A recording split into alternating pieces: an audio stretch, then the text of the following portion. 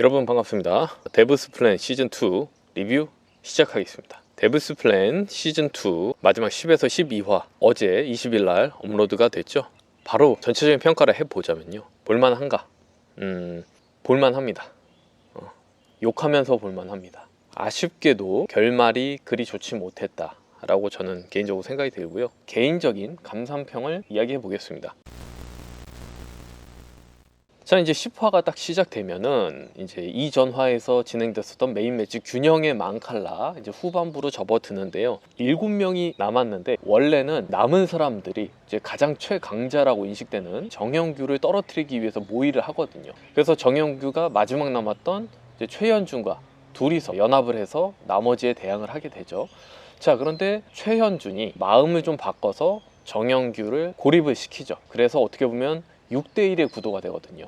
거기에서 정영규가 SSO를 칩니다. SOS를 쳐서 기존에 같이 하던 연합인 규현과 윤소희를 불러서 자기 편으로 다시 만들죠. 그렇게 해서 처음에 5대2 혹은 6대1로 시작됐던 그 연합의 그림이 4대3으로 재편이 되죠. 정영규, 규현, 윤소희가 한 편이 되고, 이제 나머지 강지영, 세븐아이, 손은유, 그리고 최현준이 한 그룹이 되고. 근데 저는 정형규, 규현, 소희 연합이 모르겠습니다. 이건 뭐 다 개인의 호불호니까 저는 그쪽이 좀 이미지가 별로 좋아 보이진 않더라고요. 왜냐면 정형규는 시종일관 너무 차갑고 오만해 보이거든요. 규현은 약간 어설픈 정의감? 좀 별로였고, 윤소희는 너무 정형규한테 측은지심이라고 해야 되나? 이런 걸 갖고 있는 느낌이 좀 그닥 마음에 들진 않았습니다. 그리고 거기에서 규현과 윤소희가 갑자기 정영규 쪽으로 쑥 쓸려 들어가는 게 철저하게 정영규한테 이용당한다는 느낌? 물론 최현준이 중간에 마음을 바꿨다 라는 사유가 있긴 하지만 정영규가 갑자기 좀 약한 모습 보이니까 바로 규현과 윤소희가 달려가서 서포트를 해주죠. 참 이 모습이 약간 좀 별로 보기 좋지 않았다. 그래서 결국 4인연합이 카운터를 치죠. 자신들 피스가 반토막이 나는 것을 무릅쓰고 어설픈 정의감을 보여줬던 규현은 바로 탈락이 되고요, 정형규를 감옥동으로 보내게 됩니다. 그런데 여기에서 정형규가 히든 미션으로 받았던 피스 10개를 받는 보상을 그때 받으면서 감옥동에 가게 되어 있던 운명을 스스로 바꾸죠. 이거는 어떻게 보면 굉장히 치밀하게 자기가 작전을 짜가지고 살아난 거라고 해서 박수 쳐줄 만한 플레이인데, 분명히 자기는 그런 히든 무기가 있었음에도 규현과 윤소희를 끌어들여가지고 결과적으로 규현만 탈락을 해버리게 된 것이죠. 그래서 보면서 조금 어이가 없었어요. 자, 특히 윤소희가 시종일관 너무 정영규를 감싸고 도는 게 조금 이해가 되지 않았습니다. 심지어 10화 마지막에서 의심 배팅 게임 전 각자 이제 각오를 한마디씩 밝히거든요. 근데 다 이 게임 이렇게 됐으면 좋겠다, 나는 이렇게 해서 통과할 것이다, 우승할 것이다 막 이러는데, 윤소희만 형규가 지지 않았으면 좋겠어요, 조금이라도 도와주고 싶어요, 이런 식으로 각오를 밝히는데 보면서 좀 이해가 안 가더라고요. 아니, 여기 우승하러 온 거 아닌가? 자기가 우승할 생각을 먼저 해야지. 누굴 도와주고 싶다, 무슨 자기가 마라톤의 페이스메이커도 아니고 말이죠. 우승자라는 명예와 그 3억 8천이라는 상금, 그런 거를 자기가 욕심을 가지고 있어야 플레이어로서 자격이 있다고 생각하는데, 누구 몰아주기도 아니고 약간 좀 보기는 좋지 않았습니다, 개인적으로는.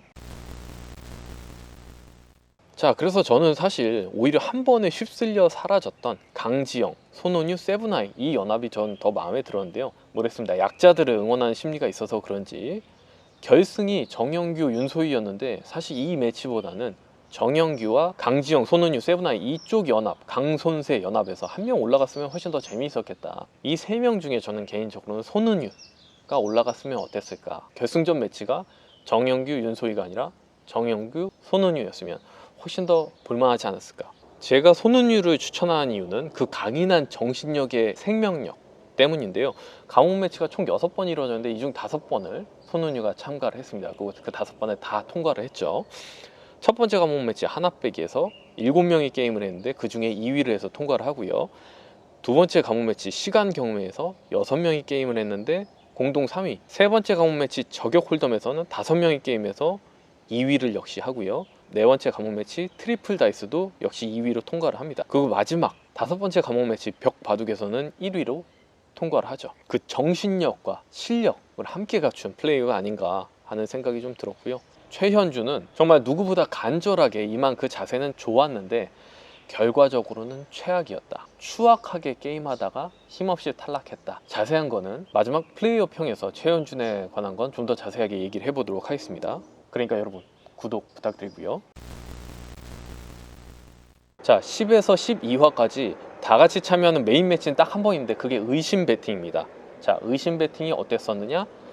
한마디로 얘기하면 최악, 정말 재미가 없는 메인 매치였습니다. 그러니까 게임 자체는 괜찮아요. 제가 평소에 블러프라고 하는 재미있게 하는 보드게임이 있는데 1993년에 독일에서 올해의 보드게임 상을 수상할 정도로 굉장히 잘 만든 보드게임이에요. 이 게임의 모태를 두고 만든 것 같아요. 의심 배팅이. 블러프는 주사위로 하는데 여기는 이제 카드로 한다는 게 좀 다르죠. 각자가 가진 카드를 예상해서 그거를 이제 배팅을 하는 건데 이거 원래 개인전을 해야 재미있거든요. 왜냐면 한 명 한 명 서로 그 수를 던지고 그 수를 의심하거나 인정하거나 뭐 이런 식으로 진행되는 건데 이것까지 다 연합을 해버리니까, 그러니까 이거를 연합하라고 아예 게임에서 판을 깔아주더라고요. 연합해가지고 서로 논의한 다음에 다시 결정해라. 어이가 없었는데 이런 것까지 연합이 되니까 아무런 변수가 없어서 너무 재미가 없었어요. 5명이 게임을 하는 게 아니라 2명이 게임하는 그런 느낌? 재미가 없죠. 게다가 이 게임은 자리가 굉장히 중요한데 자리 운도 참 없지. 몇 번씩 자리를 바꾸는데 정형규와 윤소희는 딱 붙어 있습니다. 그냥 딱 붙어 있으니까 서로 주고받기. 너 이렇게 할 거야? 그럼 난 인정해 줄게. 너 이렇게 할 거야? 나 의심할 테니까 나한테 피스 줘. 이게 무슨 전혀 긴장감도 없고, 이 게임을 통해서 손은유와 세븐아이가 손도 못 써보고 탈락했는데 이게 너무 아쉬운 것 같습니다. 막판 뒤집기 이런 거 없이 그냥 피스 순대로 그냥 결정됐고요. 그나마 세븐아이가 마지막에 용을 써가지고 변수를 하나 만들죠. 정영규가 우승한 골은 난 못 보겠다 해서 윤소희를 올리는데 거기서도 윤소희가 나는 우승하는 거 부담스럽다라면서 막 울고불고 하는데 그것도 보는데 좀 짜증 나더라고요. 그냥 헛웃음이 났습니다. 그래서 저는 이 의심 배팅 정말 최악. 이거는 제작진이 게임을 정말 잘못 설계했다는 생각이 들고요. 아니, 게임이 그렇게 되면 좀 자리를 멀찍이 떨어뜨려 놓고 바로 배팅해가지고 서로 논의할 수 없게라도 하든가. 근데 이거는 바로 따닥따닥 붙여놓고 서로 논의할 시간 따로 주고 이러니까 이게 무슨 이따위가 무슨 게임인지 좀 너무 아쉬웠습니다. 그리고 게임도 좀 더 친절했어야 돼요. 사실 처음 보는 시청자들은 최현준이 노란색 9에 배팅했는데 지금 카드를 다 까서 노란색이 8장 나오면 혹은 10장 나오면 어떻게 되는 거지? 이거 좀 판단하기 어려울 수 있거든요. 좀 더 친절하게, 만약에 9장 이하면 누가 이긴다, 9장을 초과하면 누가 이긴다, 이런 식으로 설명을 해줬으면 좋았을 텐데 전반적으로 메인 매치가 복잡하고 친절하지 않아서 많이 재미가 반감됐다, 이런 게 있습니다. 이건 연출의 문제라고 좀 생각이 돼요. 자, 11화 마지막 감옥 매치 수식 피라미드가 열리는데요. 저는 사실 정영규, 최현준의 결승을 예측했는데 결승 바로 전에서 이렇게 둘이 붙게 되죠. 그냥 이 수식 피라미드는 지금까지 두뇌 게임대에서 여러 번 나왔어요. 수식과 숫자를 주고 조합해가지고 특정 숫자를 맞추는 건데요. 그냥 무난한 게임이었습니다. 그냥 이 게임 자체는 무난했지만 너무 무난했다고 해야 할까요? 별다른 추가 설정 없이 그대로 가니까 어느 순간 이게 조금 스코어가 벌어지니까 이거를 역전할 수 있는 요소가 없었어요. 배팅 게임들처럼 한 번에 역전할 수 있는 요소를 좀 넣었으면 좀 더 흥미진진하지 않았을까. 그냥 감옥 매치는 모르겠지만 결승으로 가는 길이니까 말이죠. 결승전 게임 자체는 나쁘지 않았습니다. 근데 윤소희가 첫 번째 게임에서 시종일관 앞서가다가 마지막에 역전을 어이없이 당해서 지거든요.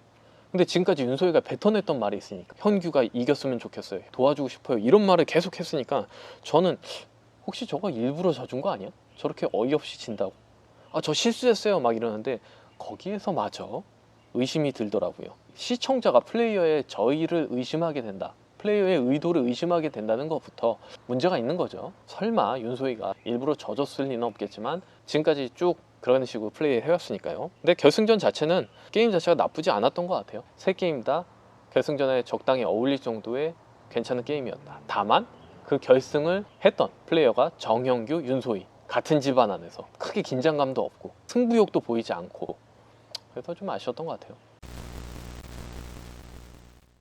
자, 그래서 최종 후기를 말씀드리자면 저는 기대치 대비 많은 아쉬움이 있었습니다. 무엇이 아쉬웠느냐? 연합 좀 적당히 하자, 이런 부분이 제일 컸던 것 같아요. 그 연합 좀 적당히 맺는 거를 제어하지 못하니까 마지막에 의심 배팅 같은 참사가 나는 거죠. 아니, 뭐 데블스 플랜이라는데 그 데블이 악마잖아요. 악마가 인간관계를 되게 중요하게 생각하는 악마인가 봐요.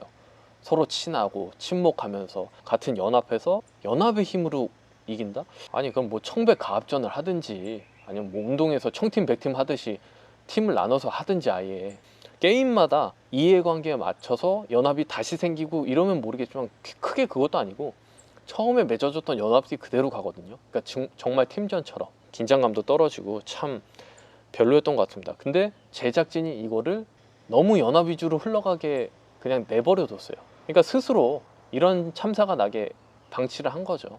뭐 의도했는지도 모르겠습니다만. 자, 저는 다음에 데브스 플랜 2 플레이어 감상평을 남겨보도록 하겠습니다. 여러분 구독 한 번만 부탁드리겠습니다. 시청해 주셔서 감사합니다.